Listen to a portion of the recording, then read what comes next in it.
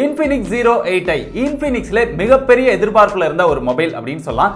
இந்த மொபைலை அன்பாக்ஸ் பண்ணி ஒரு ஷார்ட் ரிவ்யூ தான் இந்த வீடியோல நம்ம பார்க்க போறோம்.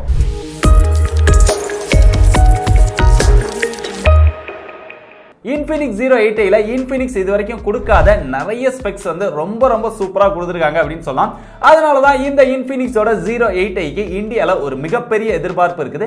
அதுவும் Infinix ஃபேன்ஸ் வந்து ரொம்பவே எதிர்பார்த்துட்டு இருக்காங்க அப்படினு சொல்லலாம். இந்த மொபைல் எப்படி இருக்குது அப்படிங்கறத ஒன் பை ஒன்னா பாப்போம்.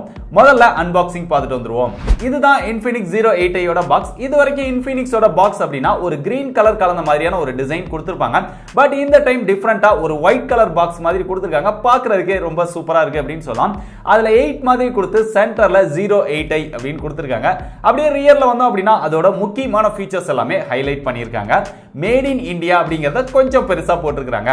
அப்படியே கீழ வந்தோம் அப்படினா அதோட சார் வேல்யூ கொடுத்திருக்காங்க. ஹெட்டுக்கு 0.399 இருக்குது, பாடிக்கு 0.954 இருக்குது. சார் வேல்யூ ஓரளவு டீசென்ட்டா இருக்கு அப்படினு சொல்லலாம். இப்போ பாக்ஸ்க்குள்ள என்னென்ன கொடுத்திருக்காங்க அப்படினு பாப்போம். முதல்ல பாக்ஸ் ஓபன் பண்ணுவோம். பாக்ஸ் ஓபன் பண்ணோம் அப்படினா மேலேயே மொபைல் கொடுத்திருக்காங்க. அந்த மொபைல் மேல பார்த்தோம் அப்படினா அதுலயும் முக்கியமான ஃபீச்சர்ஸ் எல்லாமே ஹைலைட் பண்ணிருக்காங்க. அந்த பேப்பர் எடுத்துருவோம். அதுக்கு அப்புறம் ரியர்ல பார்த்தோம் அப்படினா கவர் இருக்கு. அதையும் எடுத்துட்டோம் அப்படினா மொபைலோட ஃபர்ஸ்ட் இம்ப்ரஷன் ரொம்பவே அட்ராக்ட் பண்ணுது அப்படினு சொல்லலாம். ஒரு சில்வர் கலர் டிசைன் கொடுத்திருக்காங்க. ஒரு V ஷேப்ல ஒரு டிசைன் கொடுத்து மேல ஒரு டைமண்ட் ஷேப்ல கேமரா பிளேஸ்மென்ட்ஸ் கொடுத்திருக்காங்க. ரியர் டிசைன் வந்து ரொம்பவே அட்ராக்ட் பண்ணுது அப்படினு சொல்லலாம். இத பத்தி நம்ம டீடைலா உள்ள டிஸ்கஸ் பண்ணுவோம் எப்படி இருக்கு அப்படினு சொல்லி. இதுக்கு அப்புறம் பாக்ஸ்க்குள்ள பார்த்தா ஒரு சார்ஜிங் அடாப்டர் கொடுத்திருக்காங்க. 18 வாட் அடாப்டர் தான் கொடுத்திருக்காங்க. மொபைல்ல வந்து 33 வாட் ஃபாஸ்ட் சார்ஜிங் சப்போர்ட் இருக்குது. பட் பாக்ஸ்க்குள்ள 18 வாட் அடாப்டர் தான் இருக்கு. அதுக்கு அப்புறம் ஒரு டைப் சி கேபிள் இருக்குது. Infinix ஸ்டிக்கர் கொடுத்திருக்காங்க. ஃபிளாக்ஷிப் மொபைல்ஸ்ல தான் இந்த மாதிரி ஸ்டிக்கர்ஸ் எல்லாமே ஆஃபர் பண்ணுவாங்க. Infinix அவங்களும் இந்த மாதிரி ஸ்டிக்கர்ஸ் கொடுத்திருக்காங்க. தேவைப்பட்டது அப்படினா நீங்க யூஸ் பண்ணிக்கலாம். அதுக்கு அப்புறம் user manual, warranty card, screen protector கொடுத்திருக்காங்க. கடைசியா ஒரு நல்ல குவாலிட்டியான TPU கேஸ் கொடுத்திருக்காங்க. பார்க்கிறதுக்கு நல்லாவே இருக்கு அப்படினு சொல்லலாம். பெர்ஃபெக்ட்டாவும் ஃபிட் ஆகுது. இப்போ மொபைலை பத்தி டீடைலா பாப்போம். முதல்ல பிசிக்கல் பிளேஸ்மென்ட் பார்த்துட்டு வந்துருவோம். டாப்ல எதுவுமே கொடுக்கல. செகண்டரி நாய்ஸ் கேன்சலேஷன் மைக் கொடுத்திருந்திருக்கலாம். கொடுத்திருந்தா இன்னும் சூப்பரா இருந்திருக்கும். பட் எதுவுமே கொடுக்கல. அப்படியே இங்க ரைட் சைடுல வந்தோம் அப்படினா வால்யூம் அப் டவுன் பட்டன் இருக்குது.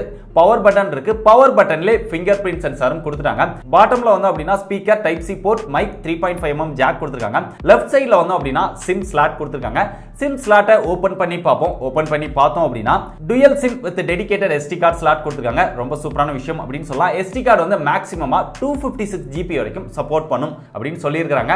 இன்டர்னல் ஸ்டோரேஜ் 128 GB வரைக்கும் கொடுக்குறாங்க. அதனால பெரிய அளவுல SD கார்டு தேவைப்படாது அப்படின்னு நினைக்கிறேன். அடுத்து டிசைன் அண்ட் டிஸ்ப்ளே அப்படின்னு பார்க்கும்போது இங்க 6.85 inch Full HD Plus display கொடுத்திருக்காங்க. டுயல் பஞ்ச் ஹோலோட ஒரு ஃபுல் வியூ டிஸ்ப்ளே கிடைக்குது. 20.5:9 aspect ரேஷியோல கொடுத்திருக்காங்க. 90 Hz refreshing rate, 180 Hz touch sampling rate அப்படிங்கிற மாதிரி ஒரு வேற லெவல் டிஸ்ப்ளே கொடுத்திருக்காங்க. Infinixல இதுவரைக்கும் இந்த மாதிரி ஒரு டிஸ்ப்ளே எந்த மொபைலுக்கும் ஆஃபர் பண்ணது கிடையாது. ஆனா டிஸ்ப்ளேயோட குவாலிட்டி அப்படின்னு பார்க்கும்போது பிரைட்னஸ் இன்டோர் அவுட்டோர் ரெண்டுமே சூப்பரா இருக்குது. 450 nits பிரைட்னஸ் கொடுத்திருக்காங்க. அதோட வியூவிங் ஆங்கிள், கலர் எக்ஸ்பீரியன்ஸ் இதெல்லாம் பெரிய அளவுல இல்ல அப்படின்னு சொல்லலாம். HDR சப்போர்ட் கொடுத்திருந்தாங்க அப்படினா இந்த டிஸ்ப்ளே வந்து இன்னும் வேற லெவல் ஒரு டிஸ்ப்ளேவா இருந்திருக்கும். நல்ல ஒரு குவாலிட்டியான டிஸ்ப்ளே கொடுத்திருந்தாலுமே அதோட கலர் எக்ஸ்பீரியன்ஸ் வந்து பெரிய அளவுல எனக்கு பிடிக்கல. இங்க மைக்ரோமேக்ஸ் இன் 1B யோட நம்ம 08i கம்பேர் பண்ணி காமிக்கிறோம். சோ நீங்களே பாருங்க அந்த டிஸ்ப்ளேல கலர் எக்ஸ்பீரியன்ஸ்ல எவ்வளவு டிஃபரன்ஸ் இருக்குது அப்படிங்கறத நம்மளால பார்த்தாலே புரிஞ்சிக்க முடியும். மைக்ரோமேக்ஸ் மொபைல் வந்து வெறும் HD Plus டிஸ்ப்ளே தான். இருந்தாலும் இது Full HD Plus டிஸ்ப்ளேவா இருந்தாலுமே அந்த டிஸ்ப்ளேயோட எக்ஸ்பீரியன்ஸ் வந்து ரொம்ப பெட்டரா இருக்குது. அதனால இந்த டிஸ்ப்ளேலயும் HDR சப்போர்ட் கொடுத்திருந்தாங்க அப்படினா டிஸ்ப்ளேயோட எக்ஸ்பீரியன்ஸ் ரொம்ப சூப்பரா இருந்திருக்கும். பட் இது வந்து ஓரளவு ஒரு ஆவரேஜான ஒரு டிஸ்ப்ளே எக்ஸ்பீரியன்ஸ் தான் கொடுக்குது. அடுத்து முக்கியமா இந்த டிஸ்ப்ளேக்கு கார்னிங் ஒரு கிளாஸ் ப்ரொடக்ஷன் இருக்கா அப்படிங்கறத கம்பெனி வந்து ஆபீஷியலா மென்ஷன் பண்ணல. மேக்ஸிமம் இல்ல அப்படின்னு தான் நான் நினைக்கிறேன். அதனால தான் பாக்ஸ்க்குள்ள ஸ்கிரீன் ப்ரொடெக்டரும் கொடுத்திருக்காங்க. அப்படியே ரியர்ல வரும்போது இங்க பிளாஸ்டிக் பேக், பிளாஸ்டிக் ஃப்ரேம் தான் கொடுத்திருக்காங்க.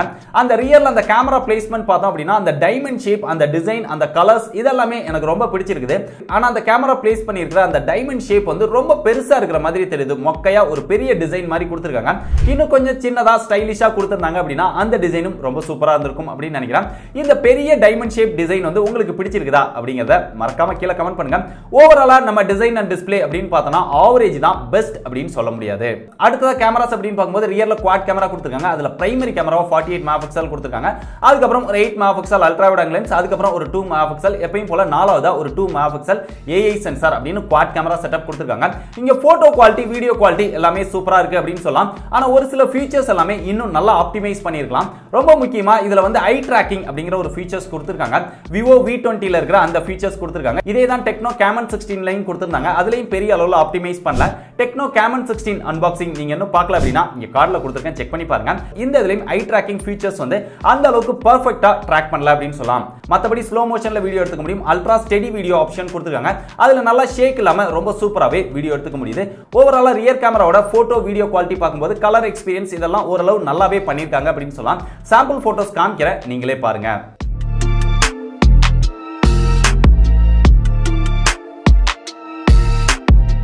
அது போக இன்ஃபினிக்ஸ்ல எப்பவுமே ஸ்பெஷலா கொடுக்கக்கூடிய ரியல் குவாட் எல்இடி ஃபிளாஷும் கொடுத்திருக்காங்க. ஆனால் லோ லைட்ல எல்லாத்துலயுமே இந்த ஃபிளாஷ் யூஸ் பண்ணி நம்ம பெட்டரான போட்டோஸ் வீடியோஸ் இதெல்லாம் எடுத்துக்க முடியுது.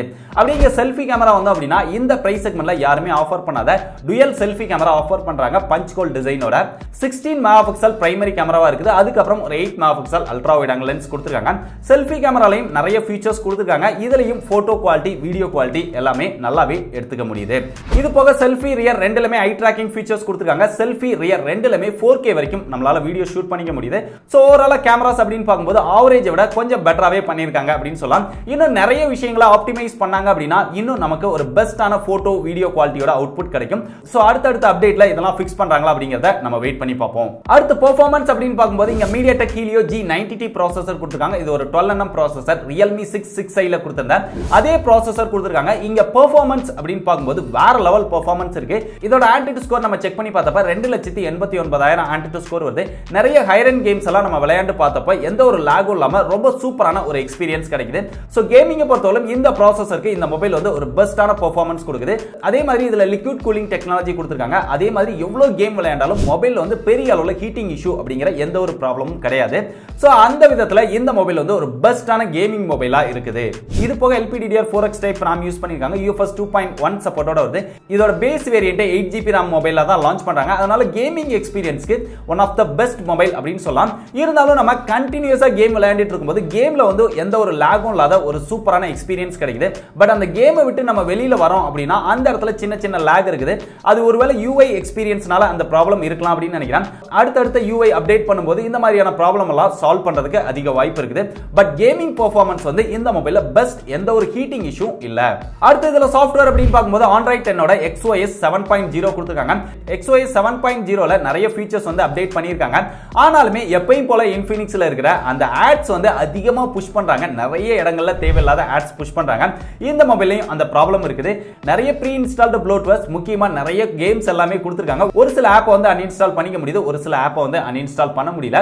சோ இன்ஃபினிக்ஸ்ல எப்பவும் வரக்கூடிய இந்த ஆட்ஸ் ப்ளோட்வேர்ஸ் இந்த மொபைல்லையும் இருக்குது. அடுத்து ஃபிங்கர் பிரிண்ட் சென்சார் வந்து சைடு மவுண்ட்ல கொடுத்திருக்காங்க. ரொம்ப பெர்ஃபெக்ட்டாவும் அக்யூரேட்டாவும் ஒர்க் பண்ணுது. இன்ஃபினிக்ஸ் Note 7 அன்பாக்சிங்ல அந்த ஃபிங்கர் பிரிண்ட் சென்சார் வந்து ரொம்ப கீழ கொடுத்திருக்காங்க. அதனால யூஸ் பண்றதுக்கு கொஞ்சம் இன்கன்வீனியன்ட்டா இருக்கு அப்படின்னு சொல்லியிருந்தேன். இன்ஃபினிக்ஸ் Note 7 அன்பாக்சிங் நீங்க என்ன பார்க்கல அப்படினா இங்க கார்டுல கொடுத்திருக்கேன், செக் பண்ணி பாருங்க. பட் இதுல அதை ஃபிக்ஸ் பண்ணி கொஞ்சம் மேல கொடுத்திருக்காங்க. இதை யூஸ் பண்றதுக்கு நல்லா கன்வீனியன்ட்டாவும் ஓரளவு பெஸ்ட்டாவும் இருக்குது. அதுக்கப்புறம் கால் குவாலிட்டி, நெட்வொர்க் இதெல்லாமே நல்லாவே இருக்கு, எந்த ஒரு ப்ராப்ளம் கிடையாது.